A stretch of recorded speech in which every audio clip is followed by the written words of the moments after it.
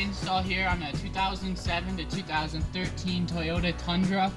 This particular truck is going to be a double cab, and his specific front seats are going to be the 40/20/40s with the opening console. So you got the opening center console, and you got the opening middle bottom down here. And then this particular passenger seat is not the fold flat. There is a fold flat variant where this topples all the way down to lay flat. This particular color is our tactical gray. The only accessories that are going to be on here are going to be our 5x5 pen pockets. Just a nice little stash spot. You can put your keys or a couple pens or something. It's kind of hidden. So the other accessory is going to be a hanging middle bottom vinyl pocket. And so the nice thing that's about this, if you didn't want it and somebody wanted to sit there, just peel it off and then you can tuck this away somewhere.